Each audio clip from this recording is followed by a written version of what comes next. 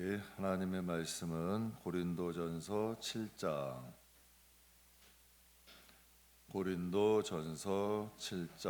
23절에서 24절까지의 말씀입니다.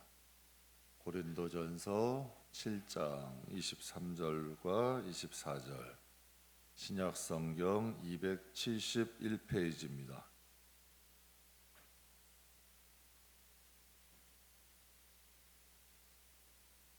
다 찾으셨으면 우리 함께 봉독하겠습니다. 너희는 값으로 사신 것이니 사람의 종이 되지 말라. 형제들아, 너희는 각각 부르심을 받은 그대로 하나님과 함께 거하라. 아멘. 나의 가치는 내가 결정합니다 라는 제목으로 잠깐 은혜 나누겠습니다. 나의 가치는 내가 결정한다. 에스겔서 18장 23절에 보면 이런 말씀이 있어요. 주 여호와의 말씀이니라. 내가 어찌 악인이 죽는 것을 조금인들 기뻐하랴. 그가 돌이켜 그 길에서 떠나 사는 것을 어찌 기뻐하지 아니하겠느냐라고 말씀하십니다. 즉 모든 생명은 악인이라 할지라도 하나님께는 귀하다는 거죠. 저는 그렇게 생각해요. 생명은 하찮은 게 없습니다. 하나님은 악인이라 할지라도 자기인이라도 죽는 것을 조금도 하나님은 기뻐하지 않으신다라고 말씀하셔요. 그러니까 하나님 앞에 하찮은 생명은 없습니다. 그렇다면 여러분, 아벨과 가인이 있고 또 아브라함과 롯이 있고 또 야곱과 에서가 있어요. 다윗과 사울이 있고 다 상반된 인생을 살아갔는데 그럼 두 사람의 차이는 무엇일까요? 생명은 하찮은 것이 없지만 어떻게 사느냐에 따라서 인생의 가치는 달라지죠. 인생의 가치가 똑같지는 않아요. 아벨의 인생과 가인의 인생이 어떻게 같을 수가 있겠어요? 아브라함의 인생과 롯의 인생이 어떻게 가치가 같을 수 있겠어요? 생명은 다 귀해요. 그러나 그 귀한 생명을 가지고 가치 있게 사는 사람도 있고 하찮게 사는 사람도 있다는 거죠. 그러니까 생명은 귀한데 그 생명을 가치 있게 사는 사람과 하찮게 사는 사람이 있다는 거예요. 그러니까 우리가 이 세상에서 어떻게 사느냐에 따라서 하나님 나라의 우리 인생의 가치는 달라질 수 있다는 거죠. 그러니까 저는 저와 여러분의 삶이 하나님 나라에서의 여러분의 인생의 가치가 정말 하나님 앞에 가치 있는 삶을 살아갈 수 있기를 주님의 이름으로 축복합니다. 우리가 이 세상에서 어떻게 사느냐에 따라 우리의 인생을 낭비할 수도 있는 거지만 우리의 인생이 해와 같이 빛나는 가치 있는 삶도 될 수 있다는 것이 하나님께서 우리에게 주시는 말씀입니다. 그러니까 저와 여러분의 인생은 모든 생명은 다 귀해요. 저는 그렇게 생각해요. 어떠한 생명도 다 귀하고 소중하지만 이왕이면 그 하나님이 주신 귀한 생명으로 어떻게 사느냐는 우리가 결정하는 거예요.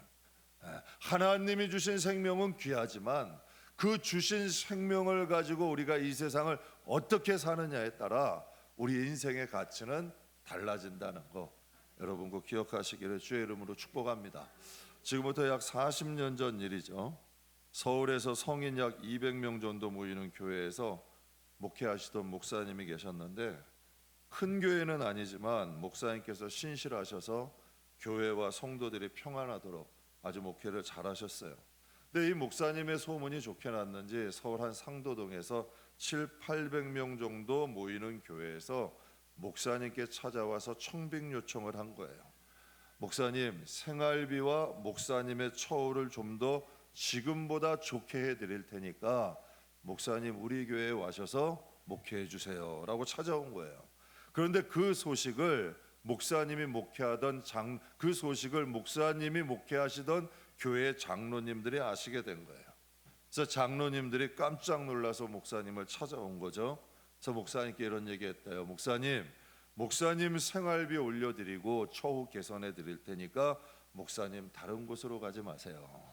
그때 이 목사님, 그것을 이 성도들이 찾아와서 한 이야기를 들은 목사님이 그 장로님들에게 엄청난 말씀을 하셨대요. 뭐라고 하셨냐면, 소시장에 묶어놓은 소는 부르는 사람에 따라서 값이 올라가기도 내려가기도 합니다. 저는 소시장의 소가 아닙니다. 돈 덜 준다고 떠나고 돈 더 준다고 다른 곳으로 가고 그렇지 않습니다 라고 말씀을 하셨대요. 그러니까 이 목사님이 자기를 소시장의 소를 비유하여서 말씀하신 거죠. 당시 여러분, 담임 목사님이 목회하시는 이 교회에는, 목사님이 목회하시는 교회에는 의자가 없었대요. 그때 목사님이 장로님들께 이런 말씀하셨대요. 교회 떠나가지 말라고, 나 올려줄 월급이 있으면, 월급 올려줄 돈 있으면 성도들 불편하니까 우리 예배당에 의자 놓읍시다 라고 말씀하셨대요. 그 계기로 처음 그 교회는 의자를 놓고 예배를 드리기 시작했다고 합니다.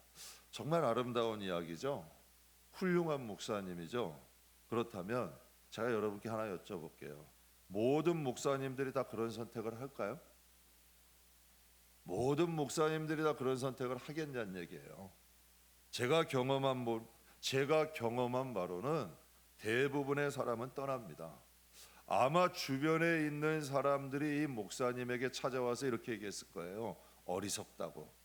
당연히 사람 많고 목회하기 편한 곳으로 가야지 왜 굳이 여기에 남았느냐고 아마 어리석다고 사람들이 와서 이야기했을 거예요. 그렇다면 그 목사님은 벌써 천국을 가셨어요. 이 목사님은 천국을 가셨는데 세상을 떠나셨어요. 그렇다면 하나님께서 목사님께 뭐라고 하셨을까요? 돈 더 준다고 떠나는 너는 소시장의 소가 아니라 하나님께 충성된 종이라고 하나님이 칭찬하셨을 거예요. 그러니까 세상에서 잠깐 사람들이 여러분 좋다고 좋은 소시장의 소처럼 돈 찾아 따라간 게 아니라 하나님께서 원하시는 대로 인도하시는 대로 살아간 그 삶이 하나님 보시기에는 더 합당한 삶이 될 수 있다는 거죠. 그래서 고린도전서 3장에 이런 말씀이 있어요. 아무도 자신을 속이지 마라. 너희 중에 누구든지 이 세상에서 지혜 있는 줄로 생각하거든 어리석은 자가 되라. 그리하여야 지혜로운 자가 되리라. 이거 무슨 뜻일까요? 세상의 사람들이 보는 지혜가 있고 하나님이 보시는 지혜가 다르다는 거예요. 세상 사람들이 보는 해석하는 지혜와 하나님이 보시는 지혜는 다를 수 있다는 거죠. 그러니까 세상에서 볼 때 그 목사님이 하는 선택은 어리석은 선택이야. 멍청한 선택이고 어리석은 선택이 될 수 있다는 거예요. 그러나 하나님이 보실 때는 지혜로운 선택을 한 거죠. 하나님이 보실 때는 아름다운 선택을 했다는 거예요. 제가 몇 년 전에 우리 교회 전도사님 청빙을 하려고 신학교에다가 이제 청빙 서류를 보냈어요. 그랬더니 여러 이제 전도사님들이 저에게 이제 전화가 온 거예요. 그런데 많은 전도사님들이 저는 이제 이렇게 생각했죠. 제가 가서 해야 될 일이 뭡니까? 그 교회의 비전은 뭡니까? 또 기대해보고 목사님, 제가 기도해 봤는데 목사님 교회 사역하겠습니다. 적어도 좀 그렇게 이제 이야기를 할 줄 알았어요. 근데 몇 년 전에 청빙 서류를 냈더니 전화가 왔는데 이렇게 제일 먼저 물어보는 게 사례비가 얼마냐고 물어보더라고. 그리고 두 번째 물어보는 게 사역 환경이야. 사택은 있나요? 아니 개척교회 사택을 어떻게 줘? 아니 교회 사택을 어떻게 줘요? 사례비가 어떻게 되고 사역 환경은 어떻게 되고 또 사택은 있느냐가 더 관심이 많더라고. 제가 그거 보면서 그런 생각 들었죠. 많은 어린 종들이 사역보다는 월급 많이 주고 편한 직장을 찾고 있더라고요. 사명지를 찾는 것이 아니라 편한 직장을 찾고 있더라고요. 그래서 그렇게 생각이 되죠. 이건 하나님의 종의 길이 아니라 소시장의 소의 길로 가고 있는 거예요. 안타까운 마음이 들더라고요. 제가 목사님의 간증 들으면서 이런 생각이 들었어요. 야, 나도 소시장의 소는 되지 말자. 예수 이름 팔아서 내 일속 챙기고 예수 이름 팔아가지고 장사하는 사람은 되지 말자. 그런 마음이 들었어요. 그런데 저도 이렇게 말은 하지만 여러분 막상 그런 유혹이 만약에 찾아온다면 이 마음에서 여러분 갈등할 수 있는 거예요. 만약 그렇지 않으려면 어떻게 해야 될까요? 날마다 싸워야죠. 날마다 정신 차려야 되고 바른 길을 가려고 노력해야죠. 저 하늘이 넓어 보이고 다 하늘 같아도 비행기가 다니는 길은 따로 있어요. 바다가 아무리 넓어도 배가 가야 될 길은 따로 있는 거예요. 아무리 큰 배라 할지라도 가지 말아야 될 길 가면 타이타닉처럼 침몰할 수 있는 거예요. 성도들도 막 살면 안 돼요. 내 생각대로 내 판단대로 막 사는 게 아니라 세상에서 성도들이 가야 될 길이 있어요. 그래서 오늘 우리 전도사님이 우리 찬양대하고 불렀잖아요. 우리가 걸어가야 될 길은 예수 그리스도밖에 없어요. 사람들이 우르르 간다 그래서 갈 길이 아니고, 편하다고 갈 길이 아니고, 무엇인가 나에게 이속 챙기고 유익된다고 가는 길이 아니라, 우리는 예수님께서 원하시는 길, 우리에게 가라고 명령하신 길을 가야죠. 그게 바른 신앙의 길인 줄 믿습니다. 그래서 오늘 본문은 그 말씀을 하시는 거예요. 오늘 본문에 아주 중요한 말씀을 하시죠. 23절에 너희는 값으로 사신 것이니 사람의 종이 되지 말아라. 여러분, 이게 확실히 가슴으로 인식되세요? 여러분을 하나님이 사셨대요.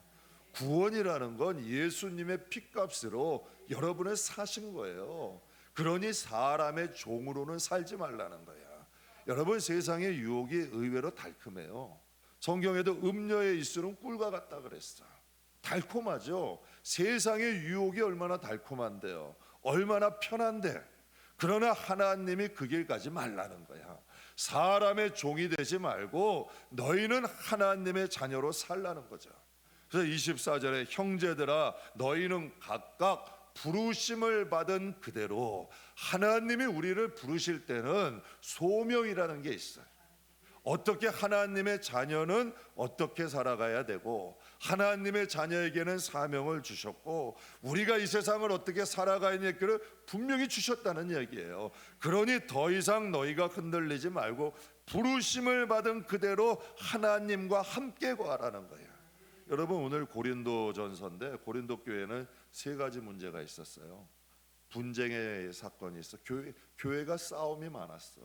그리고 두 번째가 음행의 사건이 있었어. 교회 안에 음행의 사건이 있고, 세 번째는 송사의 사건. 성도끼리 서로 고소하는 거야. 그러니까 여러분, 오늘날 교회랑 비슷하잖아요. 그러니까 하나님께 여러분, 사도 바울이 고린도 교회를 향하여 이렇게 말하는 거예요. 너희가 각각 부르심을 받았던 그 초심, 하나님 앞에 부르심을 받았을 때 우리 마음이 있잖아요. 성령 충만하고 하나님께 은혜 받았을 때 그 마음을 잊어버리지 말라는 거야.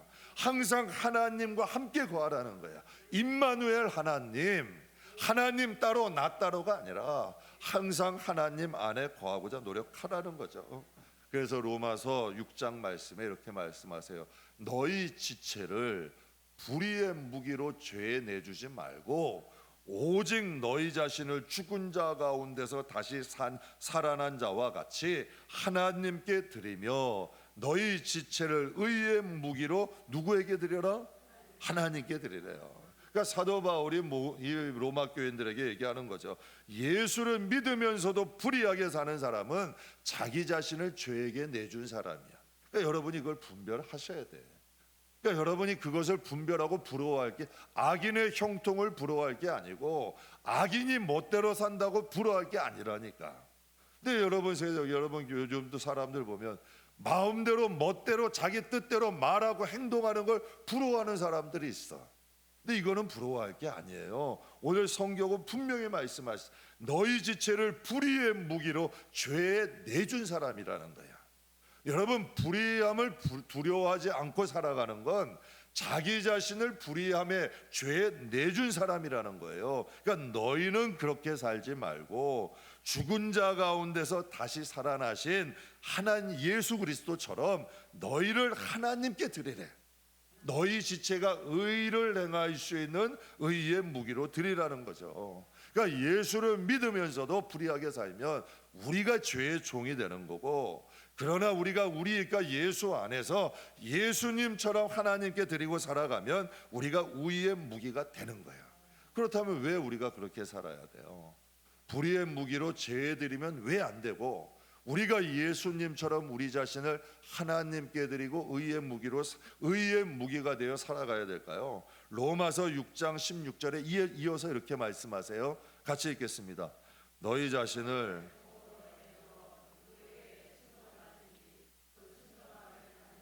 종이 되는 줄을 너희가 알지 못하느냐? 혹은 죄의 종으로 사망에 이르고 혹은 순종의 종으로 의에 이르느니라.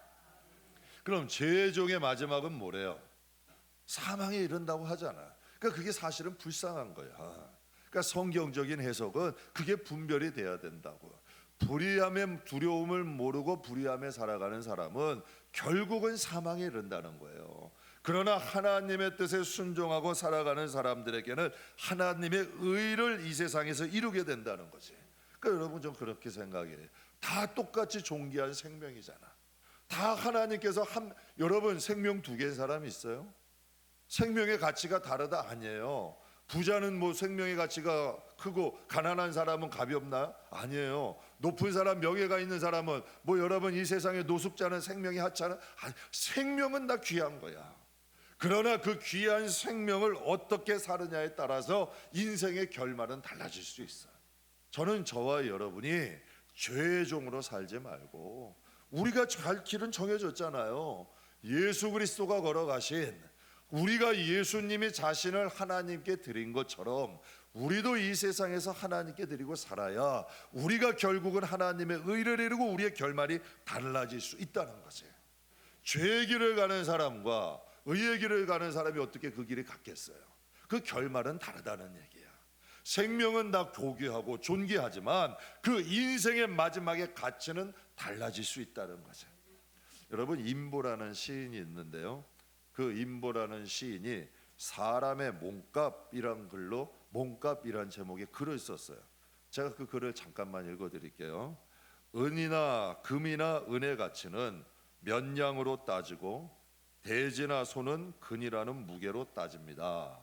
그런데 사람의 몸값은 일하는 능력으로 따지는데, 같은 일을 해도 누구는 하루에 푼돈을 받고 누구는 1년에 몇 억을 받습니다. 한 푼을 벌려고 사람들 앞에 무릎 꿇는 거지도 있고 수천만 원이 작다고 거절하는 사람도 있습니다. 여러분의 몸값이 얼마인지 궁금하십니까? 몇백억을 준다 해도 마음이 움직이지 않는다면 당신의 몸값은 몇백억이 되는 거고, 그러나 몇백만 원에 여러분 마음이 움직인다면 당신의 몸값은 몇백만 원이 되는 겁니다. 그러나 사람의 가치는 버는 돈으로만 따질 수가 없습니다. 이 세상에는 돈보다 명예를 더 중요하게 여기는 사람이 많기 때문입니다. 그러나 명예도 마을 통장 하나 하려고 마음 쓰고 전전긍긍하는 사람이 있고, 대통령의 자리도 움직일 수 없는 사람이 있습니다. 여러분, 임보라는 시인이 말하는 게 뭐예요? 마음이 몇백억에도 움직이지 않는 마음이 있는가 하면 단 몇백만 원에도 움직이는 마음이 있다는 거예요. 여러분, 마을 통장 하나 한다고 마음이 움직이는 사람이 있는가 하면 대통령의 자리를 준다 해도 마음이 움직이지 않는 사람이 있다는 거야. 그러면서 그가 이렇게 얘기해요. 결국 사람의 몸값은 세상이 정하는 것이 아니라 자기 스스로 결정하는 것입니다 라고 이야기를 해요. 제가 임보라는 시인의 이 시를 읽으면서 이런 생각이 들었어요. 그렇다면 여러분의 믿음의 가치는 어떻게 돼요? 여러분의 믿음의 가치. 제가 실제로 봤어요. 수억 원의 집과 수억 원의 집 땅도 하나님 보시기에 불의하니까 포기하는 사람 봤어요. 그런데요, 10만 원 때문에 믿음 저버리는 사람도 제가 눈으로 봤어요. 그러니까 작은 자기의 자존심 때문에 하나님을 버리고 떠나는 사람도 봤어요. 근데 어떤 사람은 순수하고 단순하게 세상 부귀나 명예보다 하나님이 주신 직분, 하나님의 일을 더 가치 있게 여기는 사람도 봤어요. 그러니까 어떠한 사람은 수억 원을 준다 해도 그 믿음을 지키기 위해서 그것을 버릴 수 있는 사람도 있고, 어떤 사람은 단돈 10만 원 때문에 믿음을 여러분 버리는 사람도 있어요. 그러니까 여러분, 그 사람의 믿음의 가치가, 어떤 사람은 수억 원도 마다해, 어떤 사람은 10만 원 때문에 믿음을 버리기도 해. 그러면 여러분 믿음의 가치가 어떤 거예요? 어떤 사람에게는 믿음이 수억 원보다도 값진 거야. 근데 어떤 사람에게는 믿음이 10만 원의 값어치도 되지 않는 거죠. 여러분 어떤 사람에게 우리 김선미 지금 권사님 같은 경우는 저렇게 계속 지금 뭐 문자 보면 여진이 있대. 두렵잖아요. 뭐 여러분 그 포항에서 지진 한번 났었죠. 거기 사람들이 지진을 한번 경험하고 그 사람들에게 트라우마가 있대요. 그러니까 그 늘 불안감 속에 산대. 그러니까 거기를 살지를 못한다는 거예요. 늘 불안해가지고. 그러니까 여러분 김선미 권사님 같은 경우는 지금도 여진이 계속돼 있는데, 그러나 여러분 그 위험한 가운데도 생명 걸고 가서 복음 전하는 분도 있어. 근데 어떤 분들은 자기 자존심 조금 상한다고 여러분 복음 안에서 하나님과 멀어지는 분들도 봤어요. 그러니까 믿음의 가치는 누가 정하는 거예요? 정말 생명의 여러분 위협 가운데도 하나님의 뜻대로 사는 사람이 있고, 작은 자존심 하나에 상처 같다고 무너지는 사람도 있어. 그러니까 여러분 이 믿음의 가치가 다른 거야. 똑같이 예수를 믿어도 그 믿음의 무게가 다르고 믿음의 가치가 다른 거죠. 근데 제가 목회하면서 보면요, 어떤 사람은 믿음의 가치가 자꾸 떨어져. 그러니까 안타까운 거야. 하나님과 멀어져 가는 것을 눈에 보여. 근데 자기는 인식을 못해. 근데 세상의 가치는 점점 커져. 이 사람이라는 것은 여러분 이 똑같은 질량이 있기 때문에 하나님이 멀어지는 것만큼 세상은 커지게 돼 있어. 근데 하나님이 커지게 되면 세상은 적어지게 돼 있는 거야. 근데 어떠한 성도들 보게 되면요, 세상에 대한 미련은 점점 줄어들고 믿음의 가치는 점점 커지는 분들도 있어요. 사랑하는 성도 여러분, 저는 저와 여러분의 믿음이 하나님 앞에 갈 때에는 최고로 좋은 상태로, 아름다운 상태로, 정말 가치 있는 믿음을 가지고 하나님 앞에 가시길 주의 이름으로 축복합니다. 그럼 여러분의 믿음의 가치는 누가 만드는 거예요? 세상이 만들어줘요? 교회가 만들어줘? 주의 종이 천만에 여러분 자신이 만드는 거예요. 우리가 세상을 살다 보면 여러 가지 환경 부딪혀요. 환경도 부딪히고 상황도 만나게 되고 사람도 만나. 제가 가끔 그래요. 어떠한 환경이다 보면 상처되는 일이 있고, 사람은 무시받아서 좋은 사람은 아무도 없어. 꼭 무시받는다는 느낌이 들 때가 있어. 그럴 때 여러분 그렇게 생각해요. 만약에 내가 저 사람에게 무시를 당해서 내 마음이 무너지면 나는 저 사람의 한 사람의 말에 무너지는 마음의 가치밖에 안 되는 거야. 그래서 이 마음에 그렇게 생각해요. 내 마음은 하나님 앞에 내 마음에 저 사람의 한마디로 무너질 내 마음이라면 나는 그 정도의 가치밖에 안 되잖아.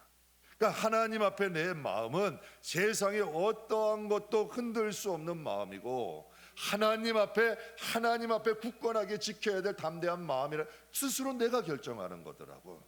그래서 어쩜 좀 어려운 환경이 오고 좀 여러분 시험이 오고 마음을 깨트린 환경이 올수록 싸우려고 노력해요. 내가 이딴 것에 무너진다면 내 마음의 가치는 그거밖에 안 되는 거야. 내 믿음의 가치는 그거밖에 안 되니까 여러분 그런 게 있더라. 시련이 오고 시험이 올 때가 내 믿음의 가치를 높이는 기회야. 제가 여러분 다윗을 보면서 평안할 때가 아니라 어렵고 힘들 때 다윗의 믿음의 진가가 나타나는 거야. 그래서 여러분이 항상 생각하세요. 하나님 앞에 시험이 오거나 어려움이 올 때 하나님 내 마음이 여기서 비춰지고 내 믿음이 무너지지 않게 하시고 이 연단을 통하여 내 믿음의 가치가 더 커지게 해주세요. 더 자라게 해주세요. 그래서 하나님 앞에 보일 수 있는 믿음의 가치로 만들어야죠. 그러니까 내 믿음의 가치는 여러분 스스로 보이는 거야. 그러니까 여러분의 믿음의 가치를 떨어뜨리는 것도 스스로 하시는 거야. 그래서 믿음은 하나님과 1대1인 거야. 그래서 그렇다면 우리의 믿음의 가치는 언제 보여지겠어요? 여러분 다 준비하고 아니에요. 어느 때 하나님이 갑자기 우리에게 여러 가지 시험을 주기도 하시고 어려움을 주기도 하셔. 그때 우리의 믿음의 가치를 증명할 수 있고 그때 우리의 믿음의 가치를 알 수 있는 것이.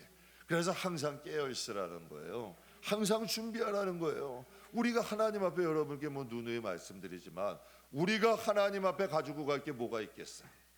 여러분 아무리 인간관계 아무리 좋고 여러분 있어봤자 그거 하나님 앞에 가지고 갈까요? 천만에요. 제 기관사역 갈 때 저 핸드폰에 전화번호가 2,000개가 넘었어. 2,000개 3,000개 사이가 됐어요. 그래도 여러분 그거 개척하고 나니까 아무 쓸모 없더라고. 아무 필요가 없더라고. 여러분 내가 가지고 있는 재산을 가져가겠어요? 건강도 나이 들수록 세질 수밖에 없는 거야. 그러니까 하나님 앞에 가져갈 수 있는 건 우리가 하나님 앞에 지켜온 믿음, 하나님 앞에 여러분 타협하지 아니하고 하나님 앞에 지키고 갖고 오는 믿음 가지고 하나님 앞에 가게 되는 거죠. 다음은 사랑하는 성도 여러분, 그럼 여러분은 여러분 자신이 볼 때 그러니까 한번 판단해보. 나는 불의의 무기인가 의의 무기인가 살펴보세요. 나는 내가 있는 그 자리에서 불의하게 하는 자인지 나는 의롭게 하는 자인지 우리가 자신이 봐야 돼요. 그럼 내 주인은 돈인지 명예인지 악한 자인지 아니면 나를 위하여 십자가에 죽으신 예수 그리스도인지 한번 우리의 자신을 증명하면서 살아야죠. 가끔 가다가 저도 목사잖아요. 그래도 담임 목사잖아. 그런데도 여러분 시험이 와요. 그러면 때로는 무시를 받는 것 같은 시험도 오고 때로는 여러분 또 제가 목사라도 하나님이 또 낮은 마음을 요구하실 때가들이 있더라고. 참 그 이해할 수 없는 일들이 와. 그럴 때 그렇게 생각하죠. 이것을 사람이 주는 시험으로 받으면 넘어지는 거야. 그러나 하나님이 주시는 시험으로 받으면 내 자신도 지키고 내 자신의 마음도 지키고 하나님이 주신 은혜도 받지. 여러분 생각해 보세요. 여러분이 하나님 자녀가 맞아요? 그러면 여러분에게 우연이 어디 있어?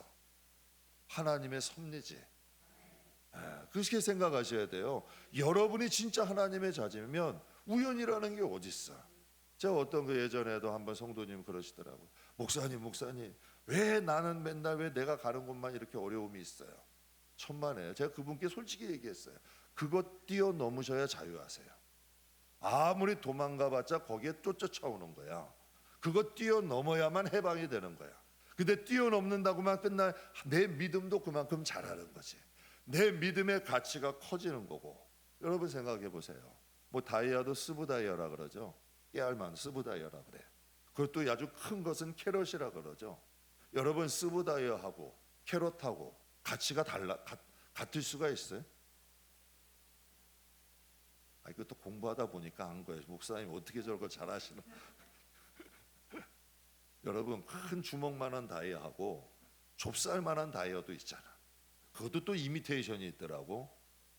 여러분 진짜 다이아하고 가짜 다이아하고 가치가 다르죠. 깨알만한 여러분 좁쌀 같은 다이아하고 주먹만한 다이아하고 어떻게 가치가 같겠어? 그렇다면 하나님 앞에 하나님이 이 세상에서 하나님 보시는 보석은 우리의 믿음이야. 그럼 우리가 어떤 거 가지고 가야겠어요? 조그만 여러분 콩알만한 스브다이아 같은 믿음 가지고 가야겠어요? 적어도 하나님 앞에 주먹만한 다이아 하나는 가슴에 받고 가야지. 그래야 연단 받고 좀 여러분 성장한 믿음으로 하나님 앞에 가야죠.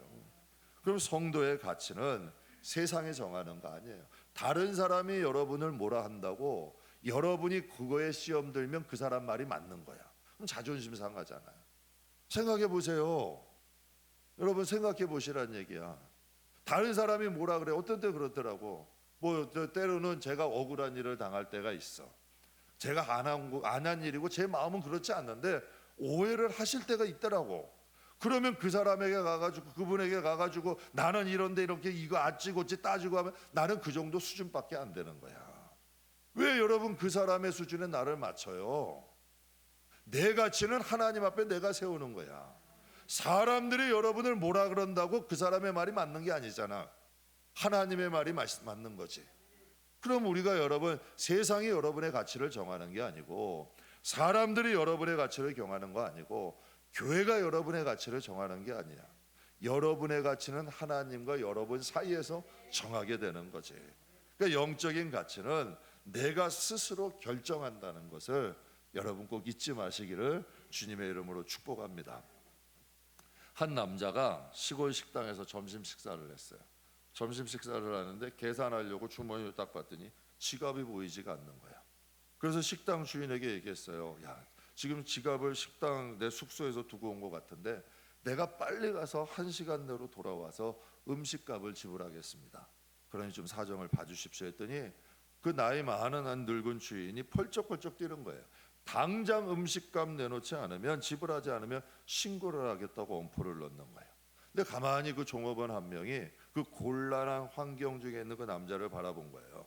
유심히 바라보던 식당 종업원이 그 주인에게 가가지고 이런 말을 했대요.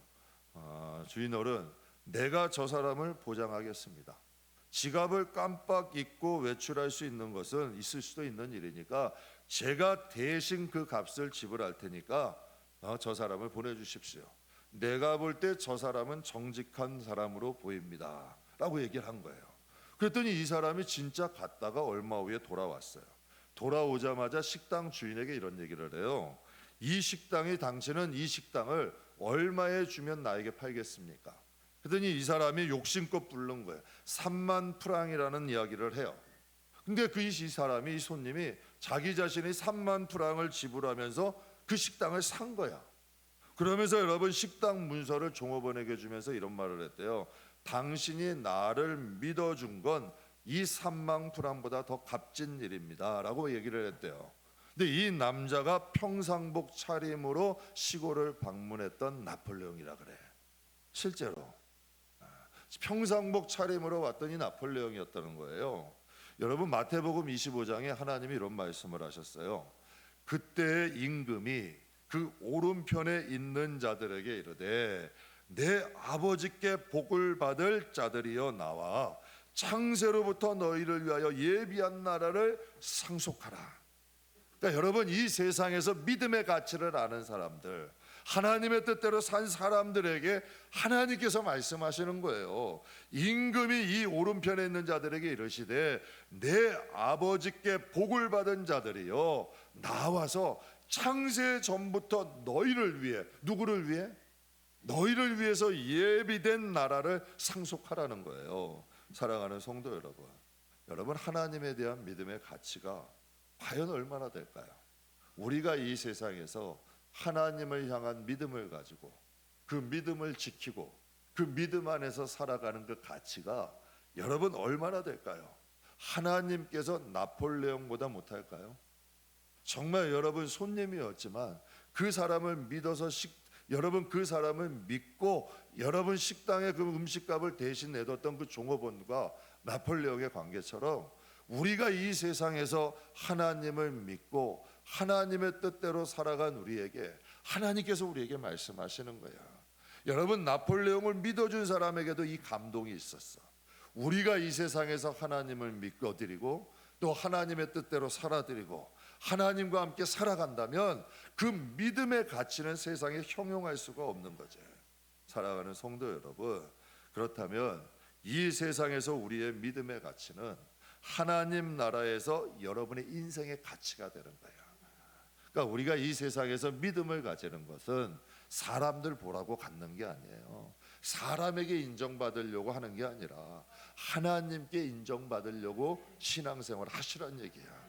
여기서 이 세상에서 우리의 믿음의 가치가 바로 하나님 나라에서 하나님 앞에서의 우리의 인생의 가치가 되는 거지. 그러니까 여러분 생각해 보세요. 하나님이 우리를 보실 때 이 세상에서 무엇을 보시겠어요? 아무리 높은 자리에 있든 그게 중요하겠어? 아무리 많은 것을 가진데 그게 소중하겠어?